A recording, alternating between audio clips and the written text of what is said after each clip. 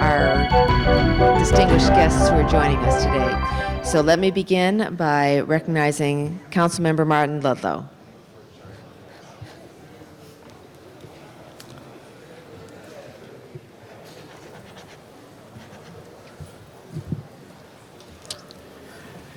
Thank you, Madam Chair.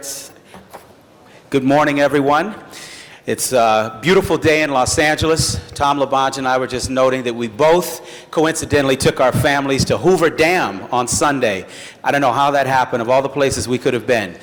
So thinking of great things in America, I'm here to honor a great program. And I'd like to ask everyone from the Lead Academy to come on up and join me here at the podium.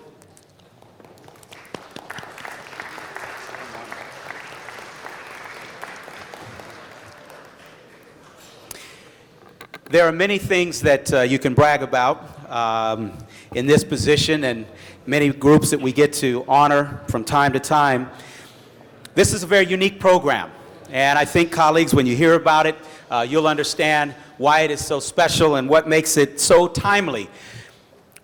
Today is the day that the city of Los Angeles will remember a very tragedy, the riots of April 29th.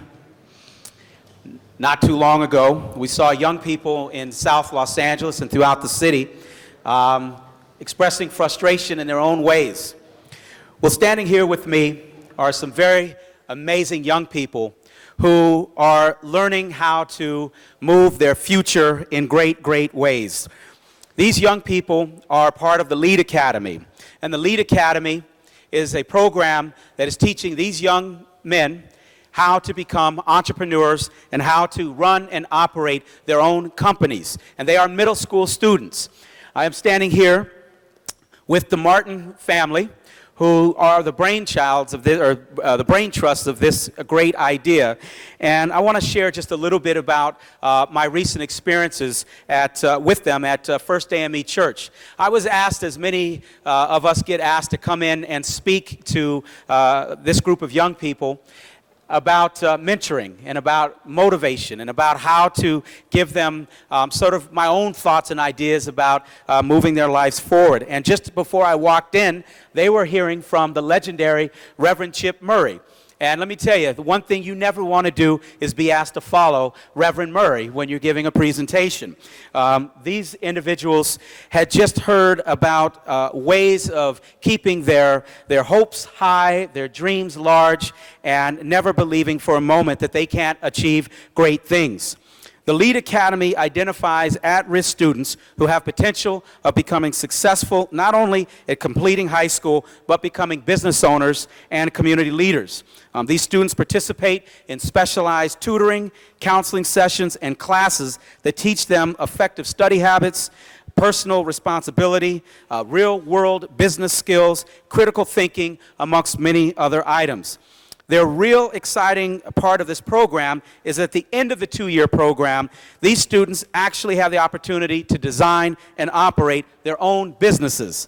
This opportunity gives them a real lesson in what it will be like one day to have their own company, but most importantly, it builds self-confidence and a sense of achievement. The Lead Academy gives our youth an opportunity to absolutely begin to realize their human potential. And so I'm delighted here to recognize Ernest and Areva Martin, who have created this program out of their own funding, their own money. They've been reaching out, looking for corporate sponsorships. I'm going to give them an opportunity today to not only brag about this program, but receive our accolades and our praise, and finally give them the microphone to make their own pitch for corporate and government support, because this is a program that I think is outside of the box and is actually connecting these young people to opportunities to become franchise owners, to become business operators, and in fact to become corporate leaders. So join me in welcoming Ernest and Areva Martin.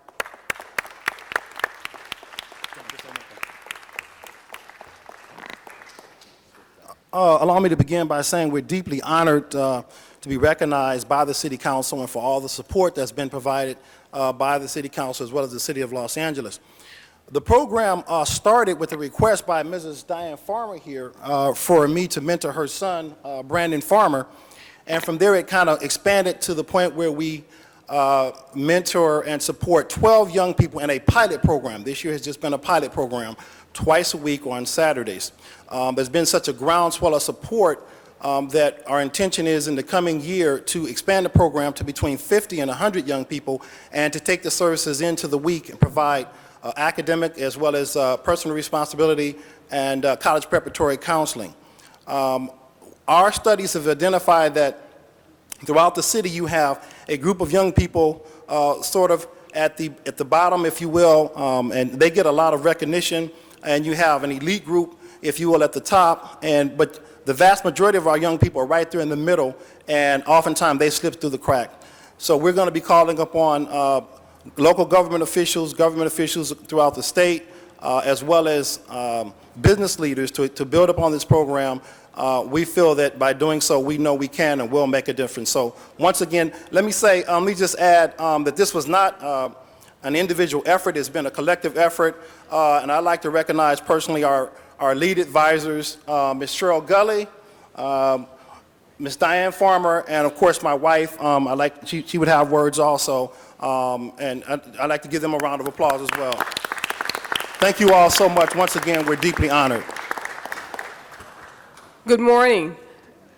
I would be remiss if I didn't take this opportunity to thank our councilperson, Martin Ludlow. He has been a phenomenal sense of support and encouragement. He has mentored us, he has accepted and received us, and he has done an outstanding job of showing us how leadership is contagious. And through his leadership, we're proud to be here today showing young people what they can do in their community. So we'd like to acknowledge our councilperson, Martin Ludlow.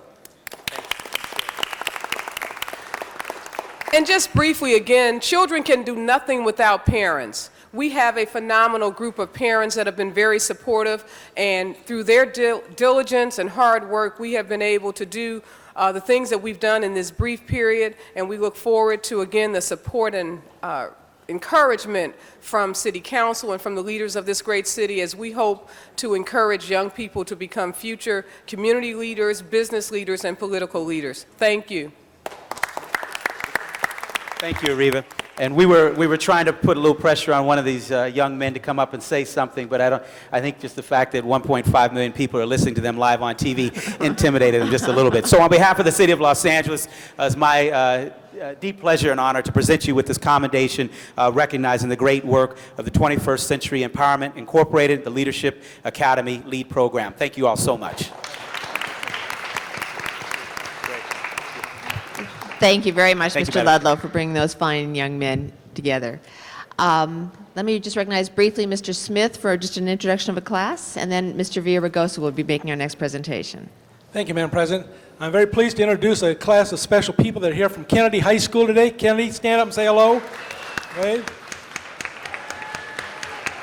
This is a group of young people with their class leader, teacher Mary Cervantes, who are here, and they have a group called LINK that they help young people coming into the high school, and they mentor them, help them transition from junior high school to high school, and I certainly could have used that when I was at that age. I know that for sure.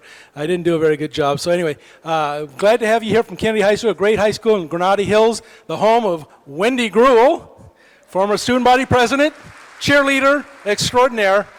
We're just very pleased to have you here today, and hope you enjoy your day here at City Hall. Thank you very much, Madam President. Thank you, Mr. Smith. Now let me recognize Councilmember Villaraigosa for a presentation.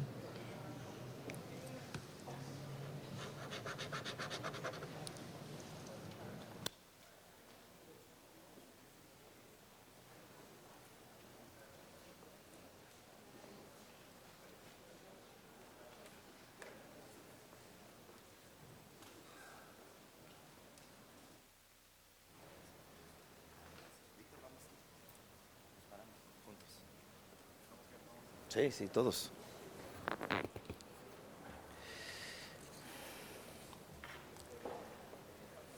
Vamos, toda la familia. Ven para acá, pásele, por favor. Es que tiene que pedirle permiso al hombre. Ah, yeah, right. No, muy diferente mi casa. Thank you for your indulgence, Madam President and members. Fiesta Broadway is the largest Cinco de Mayo celebration in the entire country, and it will take place this Sunday, May 1st, here in downtown Los Angeles in the 14th Councilmanic District. This event is free. It's a family celebration of Cinco de Mayo and Mexican culture with music, food, and informational booths. The event is free to the public and will feature spectacular performances by Lale, Jennifer Peña, Wilfredo Vargas, and Graciela Beltran. It will also feature two of our guests here today, Antonio Aguilar Jr. and Flor Silvestre. Unfortunately, due to illness, Antonio Aguilar couldn't be here with us, but his son is. Fiesta Broadway is not just an entertainment event, it also raises funds for charities throughout Los Angeles, including the Los Angeles Ronald McDonald House. That's why he's here, Ronald McDonald. The National Institute of Transportation and the New America Alliance MBA Scholarship Fund. McDonald's is celebrating its 6th anniversary as the title sponsor of McDonald's Fiesta Broadway. Since its inception, McDonald's Fiesta Broadway has celebrated the rich passion and cultural pride that's at the heart of the Hispanic community here in Southern California. The McDonald's Corporation has partnered with Fiesta Broadway as a way to honor the Hispanic community for its commitment to family, education, and preserving the rich cultural traditions that continue to positively impact society as a whole.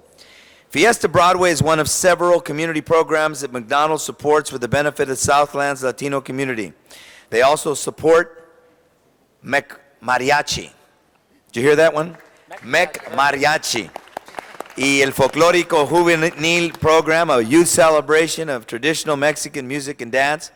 The Hispanic American Commitment to Educational Resources Scholarship Program, which has awarded nearly $1.5 million in college scholarship to Hispanic high school seniors over the last 16 years. And the Ronald McDonald House Charities of Southern California, which is committed to the health and well-being of Southland children and families, has donated over $12 million to other nonprofit organizations in Southern California. Yes. It gives me great pleasure to present these certificates to McDonald's and Fiesta Broadway. And we're honored to have with us the son of one of the performers for the Fiesta Broadway, Antonio Aguilar Jr. We're also joined. Oh, his mother's not here with us today, but she's with her husband, tending to him and with tender, loving care. Habla inglés y español. So we also, on Sunday, Antonio Aguilar will receive the prestigious El Ángel Award for his historic contribution as a singer, accomplished actor, and producer at Fiesta Broadway. If you remember, we were here last year, just to give you a sense for what we're talking about. Antonio Aguilar, Don Antonio has made 163 recordings, sold over 25 million copies worldwide. That's great. This famous Zacatecano's career has spanned 5 decades. He's the father of Antonio Aguilar and Pepe Aguilar, the talented entertainers in their own right. He joins. Hoy, quiero decir en español, hoy la ciudad de Los Ángeles se prepara para rendir homenaje al gran ídolo de la música mexicana, Antonio Aguilar. Este domingo, el 1 de mayo, recibirá el ángel, símbolo de la comunidad, por su carrera destacada y por haber dedicado 50 años de su carrera, su vida, a su arte. Don Antonio Aguilar grabó 163 discos en su carrera musical y ha vendido más de 25 millones de copias mundialmente. También hizo películas, más de 167 me dijeron, películas, y ha sido el único mexicano en tener sell, it says. Venderlo, ¿no? Sellouts, oh. Agotar las taquillas. Sí, agotar las taquillas. 12 days consecutive sellouts at Madison Square Garden. So on behalf of the city of Los Angeles, I want to acknowledge Antonio Aguilar. His son Antonio Aguilar Jr. is here with us for his great music, his wonderful life, and his many contributions to the traditions and music and culture that is Mexico.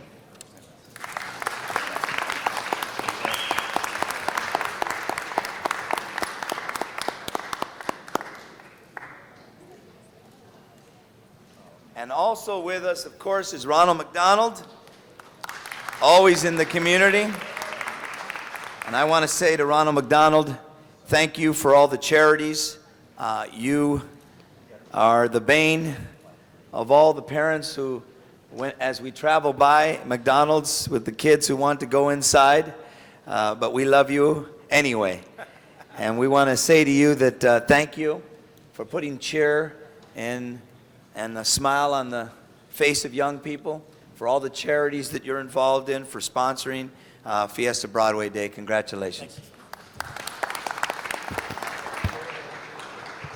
And Mr. Labange, did you want to speak as well? Greet our guests? Madam President, and to the gathered artists, thank you. And it is a wonderful day in Los Angeles, all the way down Broadway, and the great festival. I think it was started in Tom Bradley's era at the time. But also want to call out on Ronald McDonald. Thank you for Ronald McDonald House. I know Mr. Garcetti and I share that end of East Hollywood, where there's the largest concentration of hospitals, and you're right there next to it, helping people out. And McDonald's is always there. So I thank you, and Mr. Villaraigosa, I thank you for your leadership on this. Thank you very much. Congratulations. Our next presentation will be by Councilmember Tom Labange.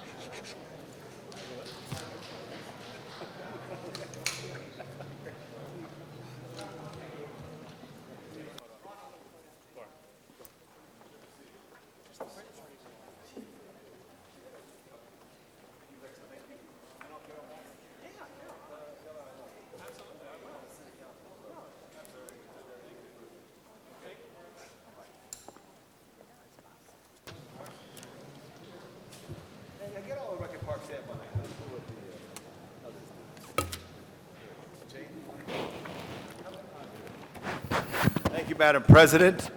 And as we just saluted Festival on Broadway, we could salute the Festival of Kathleen Chan. For many, many years, a very dedicated and tough, and I see Cindy smiling because Cindy knows in the old days of Reckitt Parks, where all those people just absolutely focused as keepers of the public land, of trying to resolve problems and make things special and different in their assignments. Special and difference in the community. But I'm joined by John Muckery, our general manager, and we're here to salute Kathleen, who graduated from the School of Environmental Design at UC Berkeley and joined the city of Los Angeles to begin her career. During her 33 years with the Department of Recreation and Parks, she was instrumental in the design and construction of more than hundreds of projects throughout the city's park system. Some of her major projects include the Venice Oceanfront Walk, the rehab of the Hollyhock House, the zoo wastewater treatment plant, which we fought over. We fought over because I didn't want it there, because I figured we could treat the zoo wastewater with the city wastewater. But she won. That showed you how much Reckitt Parks power had at the time. You wouldn't win nowadays, Kathleen, but you won then. The restoration of the Venice Pier, which was so important after it was devastated by storms in years past, and many golf improvements in all of our 13 courses throughout. She computerized the irrigation system for Griffith Park, also worked at Evergreen Center, Harbor Regional Park, the youth camps, Encino Play Area. The list goes on and on. Baldwin Hills, Cypress Recreation Center, Exposition Parks, Rose Garden, just to name a few. It's really a map of the city and all the wonderful parks and projects throughout. She is an experienced and respected landscape architect associate with our city and very effective in her leadership and community involvement with a number of those projects. As you know, when a project gets born in a community, it takes someone to go out and represent the interest of the city and try to work in the balance and the needs, and Kathleen certainly had that. She is married, has one wonderful child, and while not working on city projects, she finds time for gardening, quilting, and running. I also remember that she ran the Los Angeles Marathon, which was so important at that time, 17 times, so that deserves a commendation just as well. But she ran the marathon for the city of Los Angeles for 33 years, and we want to salute you today, so please give a warm round of applause for Kathleen Chan, retiring from the Los Angeles Department of Recreation and Parks. And before we hear from Kathleen, let me recognize Mr. Garcetti. Thank you very much, Madam President, and thank you, Mr. LeBond. Kathleen, congratulations. We're definitely going to miss you. You've been an incredibly tireless advocate and steady voice in Rec and Parks. You've always been there, and I know we've worked on so many projects in the last few years, and my office is most indebted to you, from Barnsdall to Lake Street, Madison. We have like probably 5 or 6 different parks that we've been able to work on together. And as Glenn Dake, my environmental deputy, who's a landscape architect, said, you are a credit to landscape architects everywhere. So congratulations. It's been a great joy to work with you, and we look forward to keeping in touch in your retirement too.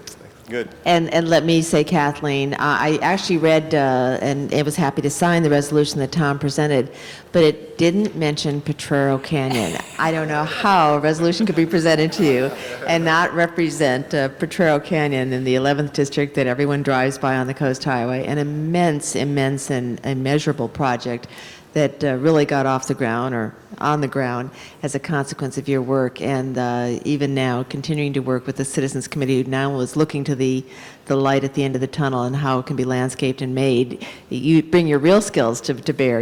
I don't think you ever would have imagined in those days that you would have become the geological expert, the hydrological expert, the engineering expert that you are in terms of helping to save the city from lots and lots of liabilities as the whole canyon caved in. But congratulations to you to an incredible career. And as Tom said, as you look around the city and see your mark on it, that will remain for long, long, and remind us of you and the great work that you did. So thank you for that. Thank you, Madam President. I appreciate it. Potrero Canyon, that had the old Sunspot Cafe on it? Oh, I remember that. You got rid of that, too. I think that, yeah, that's it. Kathleen, before we ask you to speak, we're going to ask the great general manager of Recreation and Parks. And I just think what's so important is Kathleen, for many, many years, was in Recreation and Parks, but last year she was moved to the Bureau of Engineering to try to some efficiencies. And I just think that it's important to see it in Rec and Parks. So as I call up Mr. Muckry here to say remarks about someone who is very special to you, please welcome the keeper of all the parks in the city of Los Angeles, John Muckry. Thanks, Tom. A little over 14 months ago, I was asked to come in and fill a void, leadership void in a great department, that's Rec and Parks, a department that had a number of general managers over the last 10 years and assistant general managers. I asked for the resumes of most of my key staff, and I got one from a Kathleen Chan. And I saw Berkeley as a school, and immediately I said, oh my God, I'm in trouble. In comes Kathleen with red hair, and I said, oh my God, I'm in double trouble. So I said, here, now I got a redheaded stepchild that's working for me. And she told me that she was going to stay X amount of months because she was due to retire, but she knew that we had the prior director of that group 2 days after I took over, he resigned. So Kathleen, how long did you say you were going to stay? She said she'd stay a year. So she lied to me from the very beginning. She's been here 14 months, but we couldn't have done it without her. She's been a thorn in the side of many. She's been a rose to the community. She's done a heck of a lot of work for us, and I think Tom and And the chair, Madam Chair, you said it best. She has left her footprint on this city for generations to come. So I want to thank Kathleen for doing such a great job and staying 2 extra months for me. Thank you. Kathleen Chan. Thank you. You know, it really is very moving to see all the signatures. You made a lot of other people cry. I know.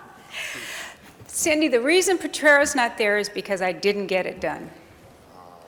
I really thought I would. I thought we would when we started out together on that project, probably 27 years ago when you were the chief deputy for Marvin Browdy.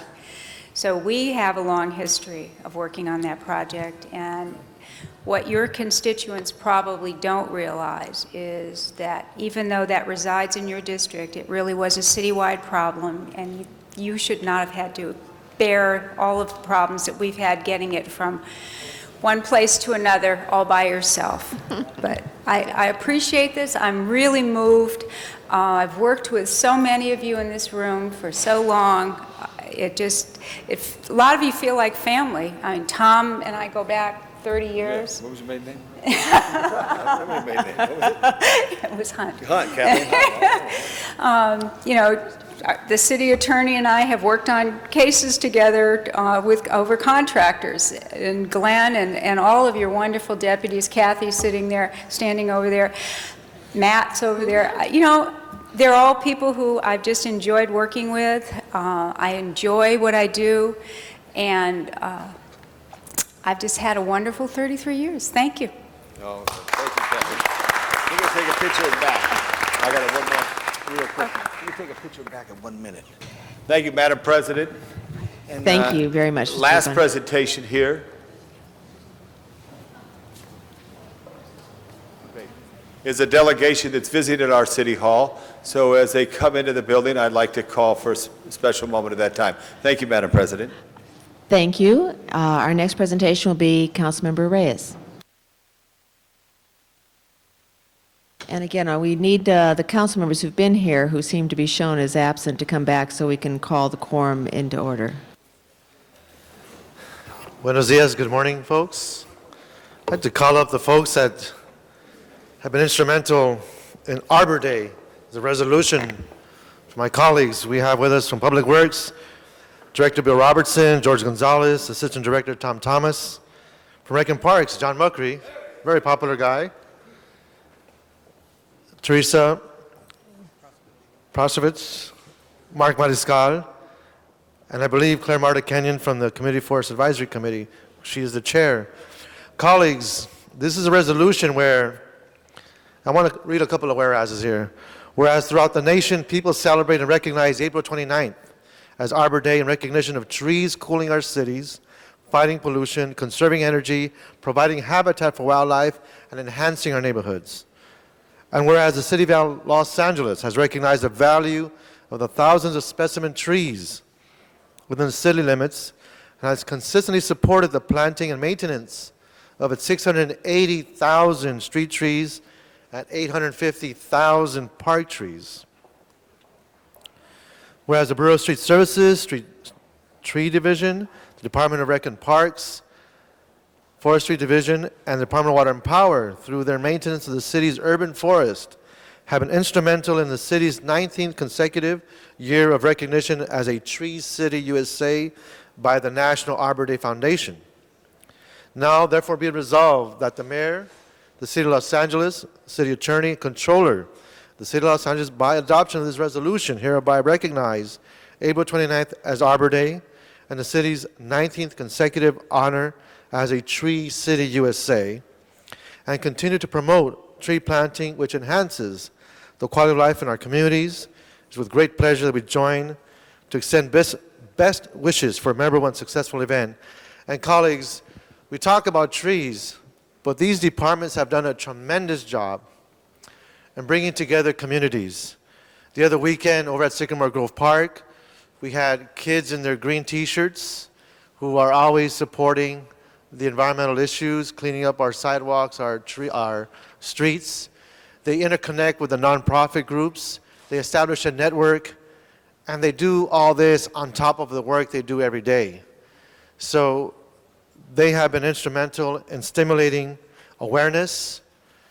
We have been embarking these past few years on a very aggressive movement for greening the city through the Alley River, through our parks, through our pocket parks. And I am just very proud to ask our directors, Bill Robertson from Public Works and John Muckery from Rec and Parks, to step up and be given this resolution recognizing Arbor Day, but more importantly, all the men and women that are behind the scenes making all of these great events for our city come to life. Thank you so much. Congratulations. Let's have a great Arbor Day. Thank you, sir. Share a few words? Thank you, Councilman Reyes, and more importantly, thank you for all your support on many, many environmental issues that the city faces, and you've been one of our strongest supporters, and we certainly appreciate that. People don't realize that trees are one of the city's most valuable infrastructure assets, and we need to maintain them just like we maintain streets, buildings, and a whole host of other items. Trees are of great benefit to our city and go a long way in making our communities sustainable and livable. And we appreciate the hard work of all three departments and the community in supporting us every day in a very tough job. So thank you very much. Thank you, Mr. Robertson. Mr. Muckery. Thank you, Ed. This past rainstorm only proved how difficult it is to manage our infrastructure. But what really took a beating was our trees in our parks. We lost thousands and thousands of trees, and we're in a process of replanting them. And it's a long process because trees don't grow overnight. But the city of Los Angeles is blessed. We have one of the oldest groves of trees in Southern California. That's in Elysian Park, our Arboretum. These have over 120 specimens of trees that go back to the 1800s, and some of them are the parents of trees that we see throughout the city today. So we're very excited to recognize Arbor Day, be part of it. Ed has a vision for this city. It transcends term limits, and I want to thank him for taking a leadership role in this area. There's a very important, thank you, John. There's very important partners, that is the community. And I'd like to introduce Claire Martyr Canyon, the chair of the advisory committee. Although over the years we haven't always agreed 100% on all the issues, but I think the creative tension between how we create this open space and meet the challenges of a city that continues to grow is a healthy tension, and I just appreciate all your hard work and your commitment to the open space and greening of our city. Claire Martyr Canyon. Thank you very much. Thank you, Councilmember Reyes, and thank you, City Council members, for recognizing Arbor Day. You know, the city of Los Angeles has citizens that love trees. The trees, though, cannot be taken care of in a way that's best for the community forest unless there's appropriate funding. And I have to take this opportunity on behalf of the departments who have responsibility for trees and ask you, while you're considering budget this year, that you consider fully funding all of the departments in respect to trees, tree maintenance and care, so we have a beautiful, thriving urban forest. And there is an opportunity for you this year to, in fact, make revisions to the oak tree ordinance. The Community Forest Advisory Committee has made recommendations, and I understand that that is moving along the track and hopefully going to the council members' plum committee very soon. That will, you know, the oak tree ordinance is 20 years old. We need revisions to it, and we think the revisions are reasonable, and we hope that you will pass it so that we can continue to support our trees and our forests. Thank you. Thank you. Mr. Labange. Tom. Mr. Reyes, thank you. And, you know, when you look back at the older parts of the city, it has some of the oldest trees. The first district has some of the oldest trees, and Elysian Park, which you share with Herrick, I know, has some of the greatest arboretum. It's the city's arboretum in a way. And I just wanted to salute Street Services Division and Bill Robertson. Bill, congratulations to you, and John Muckery as the keeper of the parks. Together, these people, the men and women of your divisions, your departments, make a giant difference. And this year, with all the rain, including the 1.5 inches the other night, wasn't that a storm? We're coming close to the record. It's really fed the soils, and the trees are popping up, and it's great to see. So Arbor Day is a great day to celebrate. I joined with you, Ed, in this saluting it. And I also do want to remark we have lost thousands of trees due to the storms this year. I know so many fell in Griffith Park, real mature trees. But it's just a pleasure that we recognize this day and replant them. And I just want to put a word in for the tree wells, because sometimes we plant a tree, but we forget to give a little love to the tree well and clean that up. So I think I just remark that tree wells need a little love too. Thank you. Thank you very much, colleagues. Mr. Garcetti. Oh, I'm sorry.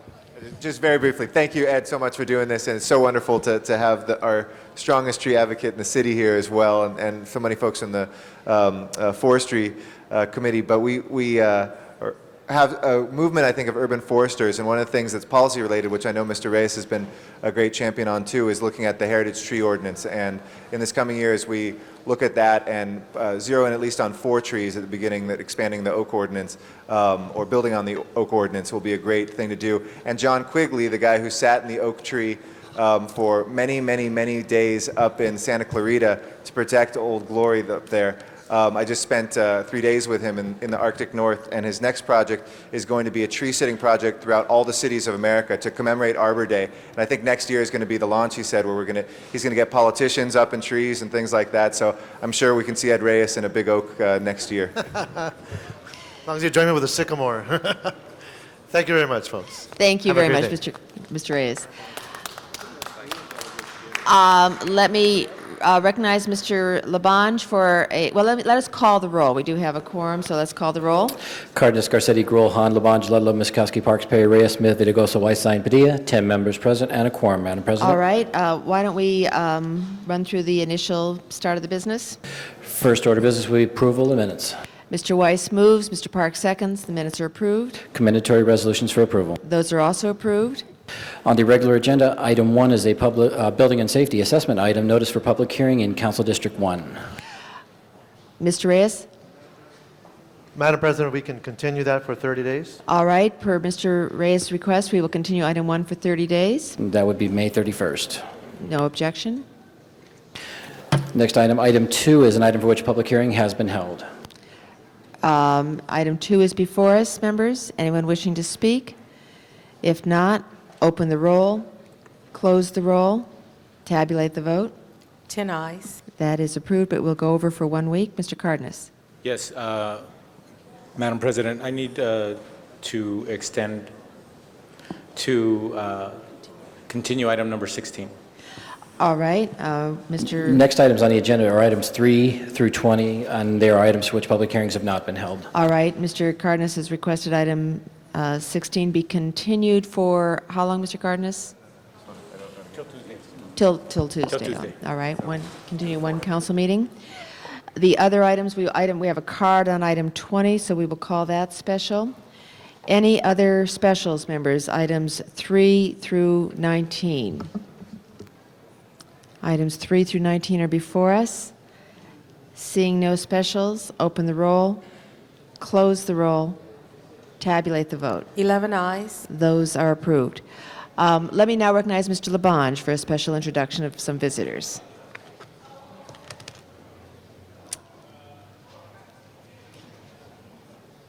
Good morning again, Madam President. I'd like to ask Councilmember Ludlow to join with me in this very special presentation of a wonderful delegation.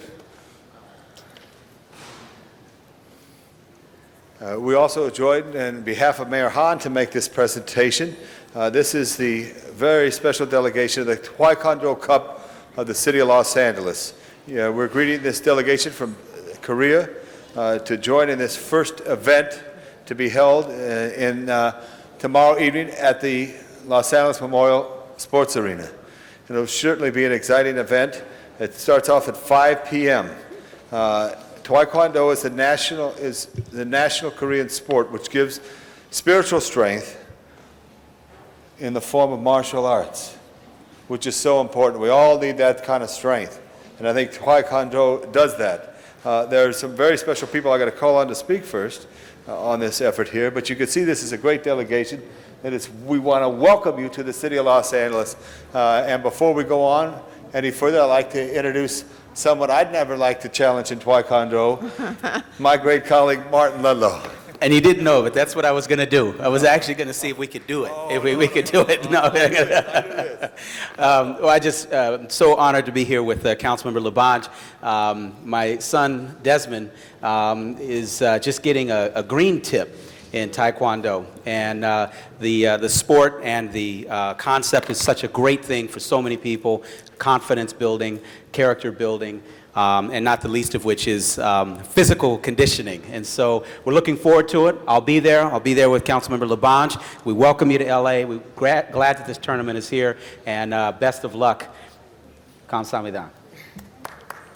Okay, thank you very much. Mr. President, you're going to speak next? Leading the delegation is the President, Mr. Sung-Tung Kim, who's the President of the Busan, which is one of our sister cities, and we thank you for coming so far, our sister city of Busan.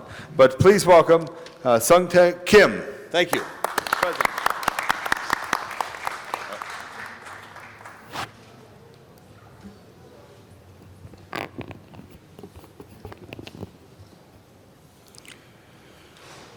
I want to thank the City of Los Angeles, Mayor James Hahn, entire City Council for hosting this event. We are very happy to join our friends to make this event successful. Thank you. Kamsahamnida. Thank you. We thank you. We're going to have certificates for everybody. We welcome you, but it's very special. And Madam President, won't you agree that was one of the best speeches, right to the point? I like it. Good job, Mr. President. That's why you're president. Kamsahamnida. Thank you very, very much to our visitors and to Councilmember I also want to Labange. introduce a very special person here behind us here, Lorraine and Young Park, two of the great young entertainers of Korea, for a few words. Say hello, fellas. Hi, this is Rain. I'm JY Park. We're from Korea. We're recording artists, and we are going to do the closing show on the event. So it's not going to be just sports. It's going to be a great entertainment. And once again, we want to thank Mayor Han and the City Council for inviting us. We'll keep trying our best effort to share the culture and bring two people, people from Asia and City of LA together. Thank you very much. Just a little sample? Yeah. Little sample?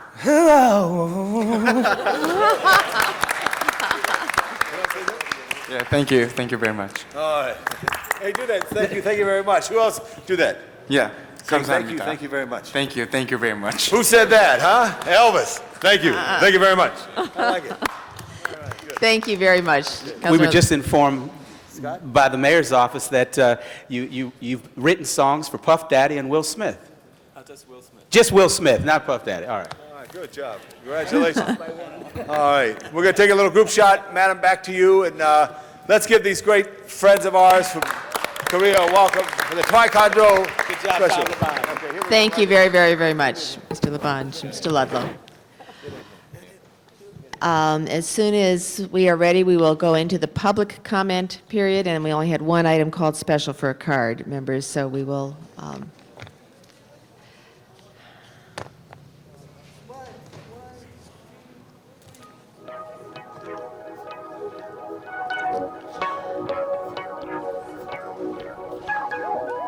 All right, for our public comment, let me recognize the cards and the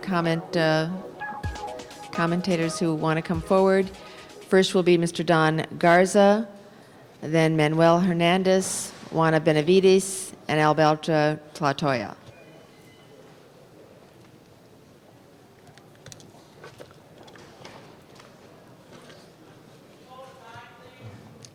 We'll be fine.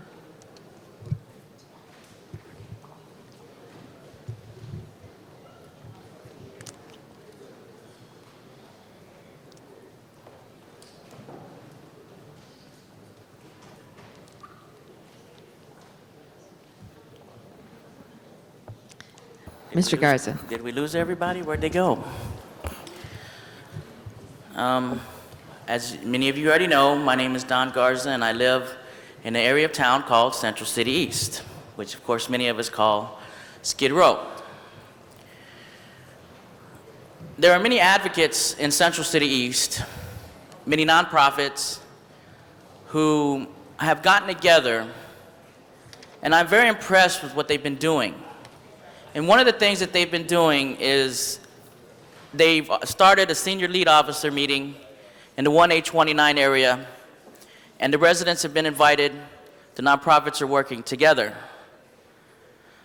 What I'm here to express is the fact that I'm very distraught at the fact that we now have some initiatives coming forth from the nonprofits that we've been looking forward to them working together for a very long time, and that has to do with trying to create a drug-free area within our community. And that is also coming from the residents, not just the not-for-profits. But what concerns me is the fact that in the meeting Wednesday, it was brought to our attention that at Gladys Park, there are a bunch of gangbangers coming into that area, hiding amongst the trees that have not been trimmed for 3 years. And my advocates have written, have called, have done everything they possibly can to get those trees trimmed.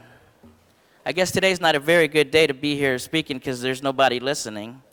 Well, you know, I know you guys are, Cardenas, Eric Garcetti. Ed Reyes is usually listening to what I have to say, but right now he's having a wonderful conversation with Ed Weiss over there. But what I'm here to say is that my advocates are not welfare recipients, okay?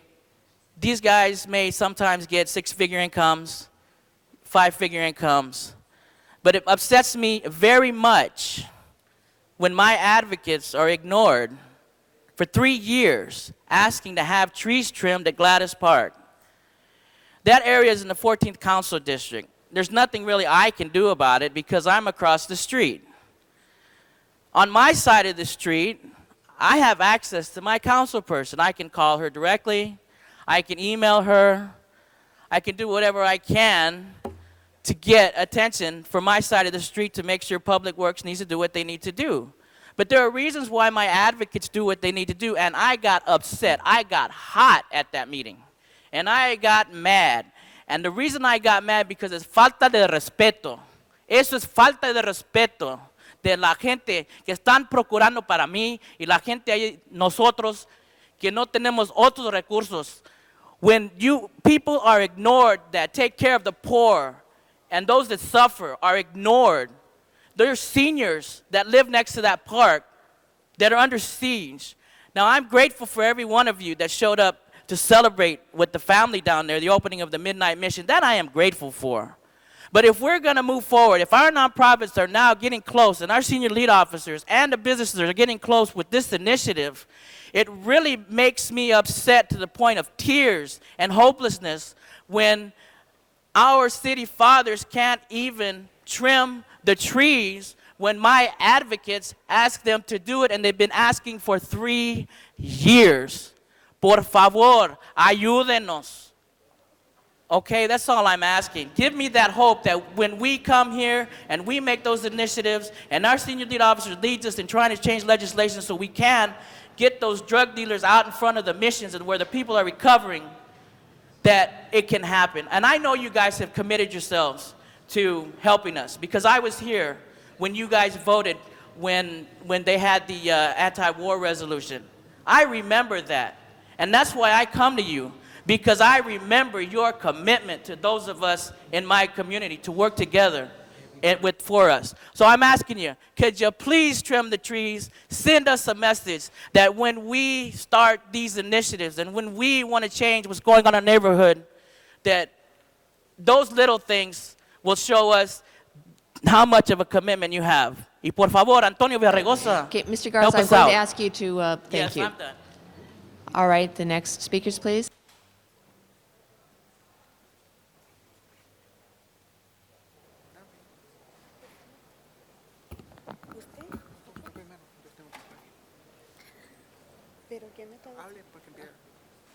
Buenos días, mi nombre es Juana Benavides y estamos representando al grupo de los del Jardín del Sur Centro. Hi, good morning. My name is Juana Benavides. I'm here representing the gardeners from South Central. Yo sé que están un poquito pensando que estamos molestando demasiado, pero en sus manos está que no los estemos molestando. I know that you're probably thinking that we keep bothering you, but it's in your hands. We continue bothering you. It's in your hands. We ask for your help. Para poder seguir allí donde estamos y para enseñarles a nuestros hijos nuestra propia cultura. It's in your hands so that we're able to continue there and be able to teach our children our culture. Gracias. Good morning, City Council members. My name is Alberto Clatoa, a current East Los Angeles College student. For several months, the South Central Farmers have been attending the City Council, and yet we still do not comprehend why you're attempting to remove a place that has benefited the community as a whole. The media already portrays our community as a place with high crime rate. The garden is a safe haven for many families that don't want to be near gang violence or other types of violence. It's an educational environment for children, and it's a place where the elderly feel needed and wanted. And my parents taught me that if you want something, you have to fight for it. That's why the South Central Farmers have perseverance, and we are here on many days asking for support, imploring for support. Perseverance gets you what you want, and that's what we are here, and that's what we are representing. South Central Farmers, feeding families, y aquí estamos, y no los vamos.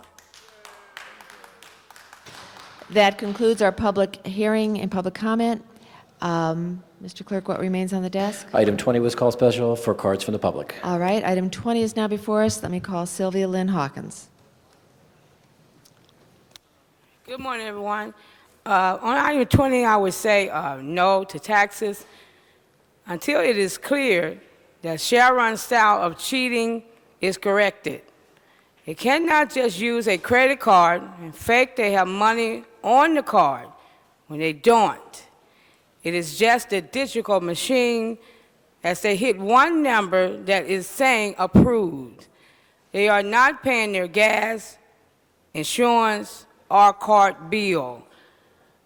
We want low prices now from Chevron and not stay at $2.95 per gallon. Or their station must leave the United States of America and back to Afghanistan. Again, we are in the midst of President Bush is asking them to delete their company from the United States of America or low prices now. Thank you very much. Thank you. That closes the public comment on this. Item 20 is now before us. Madam Clerk, please open the roll, close the roll, and tabulate the vote. 11 ayes. That is approved. Mr. Clerk, Council has motions for posting and referral. they are posted and referred. There are excuses on the desk. Councilmember Hahn requests to be excused to leave at 11:30 on Wednesday, May 4th for city business. That meets council policy. Councilmember Hahn is excused to leave early that date. And Councilmember Weiss requests to be excused August 5th, 16th, 17th, and 19th for personal business. That also meets council policy. Mr. Weiss is excused on those dates. That clears the desk, Madam President. The desk is now cleared. Are there announcements, members? Are there any announcements from the members of the council? Seeing no announcements, are there any adjourning tributes? Yes, there are adjourning tributes. Could I ask everyone to please rise? And also let me ask, item 20 will go forthwith per the request. Please, everyone, let me first recognize today Councilmember Ludlow. Thank you, Madam Chair. I know that Councilmember Miskowski wants to say a few words about this item as well. And obviously, this past week, Los Angeles lost a longtime city employee and member of the LAPD, Captain Vance Proctor, who passed away. I have not known Captain Proctor nearly as long as I'm sure Councilmember Parks and Smith and Miskowski and Councilmember Zine, but in a short time that I did know him, I was very struck by a few things about him. I know he'd been working very diligently with my staff in all of the West LA division. There was one reporting district that really had the highest amount of crime, and it happened to fall in the Cadillac Corning area of my district. And there was nothing he had more on his mind every day than trying to find solutions. He was working with neighborhood prosecutors. He was working with the community. We're having a walk for peace tomorrow night in that very area that he was instrumental in pulling together. And it was just an amazing thing. I remember just a few weeks ago, he personally walked me into early morning roll call and gave just unprecedented carte blanche to speak to his officers about my idea on creating a new department on gang violence. And he spoke in amazing ways about his time in the city government and what his thoughts were about that. And I just, again, on a very, very short, only knowing him for this last year, can only say my experiences with him were amazingly pleasant, very direct, very candid. I went over to the West LA Division. I know that Councilman Misikowski had been the guest speaker at the command session, training session they just had in Pasadena when the news broke. And Captain Proctor had just been in the West LA Division the night before looking at the construction that General Services was doing on the roof of the building, and had just taken his wife and family to dinner.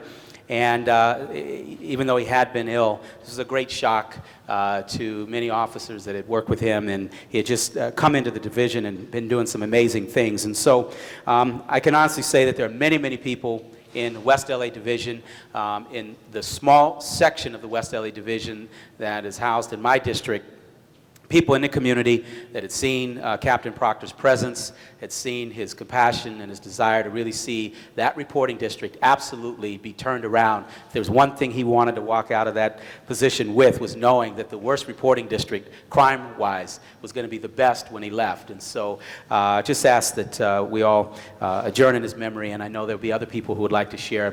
Councilman Misikowski and I had spoken about this. Right. If I weren't in the chair today, I was going to ask to speak. Let me just interrupt if I can and indicate that Captain Proctor really was a great asset, particularly in the West LA Division, to which he had been recently transferred. I think he was just coming on, completing his first year there.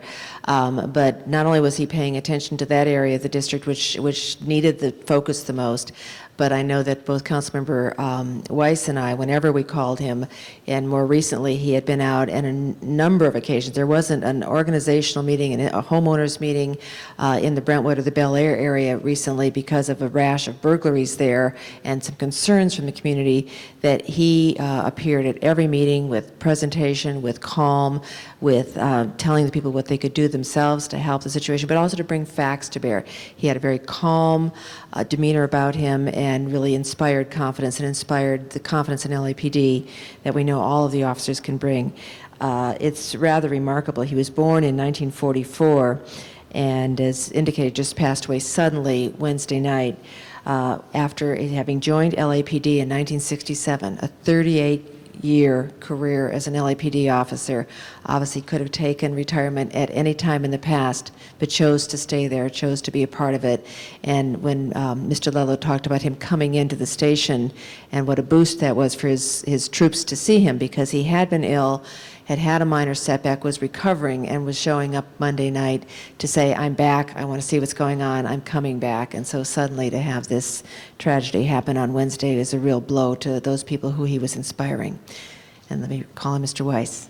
Thank you, Madam President. I just want to join in what you and Mr. Ludlow have said. Captain Proctor was a dear friend of everyone in my office, and everyone's very sad, very shocked at the news, and we send our very best to his family and to everyone he worked with in the department.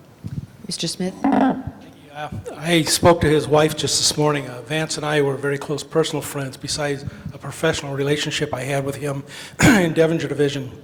And it was a shock at 60 years old to die so suddenly. After he'd gone in an operation, they thought he was going to be okay, had a mild infection, went back, they did just a little cleanup and just suddenly stopped breathing. It was truly a shock to the family and everybody in Devonshire Division who knew him so well. While in Devonshire Division, he was known as a captain that the people loved. They truly loved this guy. He was the first captain that really went out to the community and brought them in when we started CPABs and everything, and was very well loved in the community, worked very closely with them. Under his direction, Jim Dillinger, a former senior lead officer, myself, and Vance started a group called SOLID, which now raises about $250,000 for LAPD in supporting the division. And it was Vance that came up with the name SOLID, Supporters of Law Enforcement in Devonshire, and really made it a community board rather than a police board. It was citizens that were involved in the raising of the money and supporting the division. And was a great friend of mine. He was my first commanding officer when I got out of the police academy, and was one of the few guys in LAPD that I didn't call captain, that I just called Vance, because he was a friend and a very good friend to all the men and women who worked at Devonshire Division. I know it was a great shock, and I know Mr. Parks had the pleasure of working with him for many years as well. I turn over to Mr. Parks. Let's recognize Mr. Parks. You know, it was a shock. Vance, when he spent his career throughout West Bureau and the Valley primarily, and when he was in the Valley of Devonshire, he was viewed as one of those captains that had model programs. In fact, when he put something together, it was generally viewed as something that you could replicate throughout the city of Los Angeles dealing with community. It was interesting, Vance thought about retiring, and when we brought him to advice in the organized crime, it rejuvenated his career. He really got a chance to work, I think probably the first time in a specialized event or specialized division, and really took to that issues of organized crime advice to understand how that division could be more supportive of the field operation.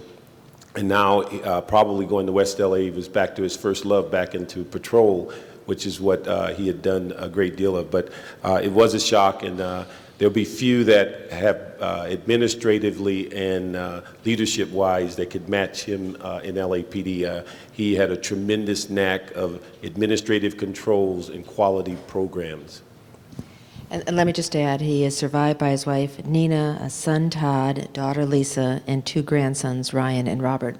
And the LAPD will notify us. I believe that the funeral services will be towards the end of next week, but we will make sure that everyone is notified. Saturday at Valhalla at Forest Lawn at 3 o'clock. This Saturday? This Saturday. That has changed. And memorial services will be 7 p.m. at Grace Community Church in Roscoe in the Valley. Thank you, Mr. Smith. Let me recognize Mr. Padilla. Thank you, Madam Chair. Colleagues, ask that we all adjourn in memory of Lorenzo Garcia Polanco, father of State Senator Richard Polanco. Lorenzo Garcia Polanco was born in El Paso, Texas in 1915 and came to Los Angeles with his parents, Jesusita and Alejandro, when he was just a boy in the 1920s. He worked as a baker in Cypress Park and was a proud card-carrying member of the Bakery and Confectionery Workers Union, Local 37. He lived his entire adult life in the East Side with his wife, Maria, and together they raised 8 children, 2 daughters and 6 sons. He is survived by his 8 children, 27 grandchildren, and 21 great-grandchildren. He was known as a kind, gentle, and hardworking man. He raised his family, emphasizing a strong work ethic, faith, family, and service, and he'll be remembered for his soft-spoken humility and missed by his family and friends. All members on that. Mr. Parks. Yeah. Thank you, Madam President. I'd like to ask that we adjourn in memory of Rigo Aranda, born in Juarez, Mexico, March 13, 1971, a graduate of Socorro High School in El Paso, Texas in 1989, where he worked for Elcon for many years. He enjoyed sports, especially soccer, and also was a motorcycle enthusiast, and was very proud that he had purchased his first Harley motorcycle just 6 months prior to his death. He was a local favorite in a variety of concerts, was a disc jockey on his off time. He certainly had a great deal of following amongst friends and family throughout El Paso. He died from injuries related to a traffic fatality where he's hit by a wrong-way driver April 13, 2005. He was just 34 years of age. He leaves a host of family members. Mr. Reyes. Thank you, Madam President. I'd like to adjourn in the memory of Don Mori. Don Mori founded Mori Seymour Associates, a land use and governmental relations consulting firm in 1984, along with business partner Jeffrey Mori Seymour. Previously served as a city planner with the LA City Planning Department and a principal administrator with the Rent Stabilization Division. He was in the hospital recovering from a successful kidney transplant, but passed away suddenly, apparently from heart failure. The services will be held on Friday, April 29th at 11 a.m. at the Centenary Methodist Church at 300 South Central Avenue, at 3rd Street and Central Avenue in Little Tokyo. I'd like to also adjourn in memory of Philip R. Torres. Mr. Torres passed away on April 22nd. He was born on September 5th, 1919, in Augusta, Kansas. While enlisted in the Army Air Corps, he served as a translator and English educator throughout the Caribbean. While in San Juan, Puerto Rico, he met and married Gloria Hernandez. At the end of World War II, they settled in a new home in Cypress Park and were able to raise 7 children in the Northeast community. Phil retired after 30 years of executive management service to the United States Post Office. After his retirement, Phil and Gloria spent time traveling to visit their 7 children, 13 grandchildren, and 11 great-grandchildren. 3 of their favorite travel locations included Louisiana, Maine, and New Mexico. For 50 years, Phil was an active member of the Divine Savior Catholic Church in Cypress Park, political and community leader, Knights of Columbus, and the Boy Scouts of America as a local troop leader. Our thoughts are with Mr. Torres. And Mr. Torres is one of those unique individuals who was able to harness that energy of the young people and kept them from slipping into the gang cultures in Northeast, so we'll miss him. He's survived by his wife Gloria, his 7 children, Angie, Tony, Bernie, Richard, Edward, Adolph, and Barbie, his brothers Manuel, Joe, Adolph, and sisters Jenny and Francis. Thank you, Mr. Reyes. Mr. Villaraigosa. Yes, Madam President, members, I'd like to adjourn in memory of Joseph Riley, who passed away earlier this month on Saturday, April 16th. He was 88 years young. He was born March 1st, 1917 in St. Louis, Missouri. He was a World War II Army veteran. He served in Europe and fought at the historic Battle of the Bulge. And in the years following the war, Joe joined the Veterans Administration, where he spent 25 years administering physical medicine and rehabilitation to injured servicemen. In 1981, Joe and his wife of 62 years, Marie, moved to La Crescenta to be closer to their daughter. In La Crescenta, Joe was an active member of the community, participating in civic, political, and charitable activities. He will be missed. He is survived by his daughter and son-in-law, Jane and Elliot Secular. Thank you. I'd like also to second Don Mori. Mr. Clerk, please call the roll. Council is adjourned.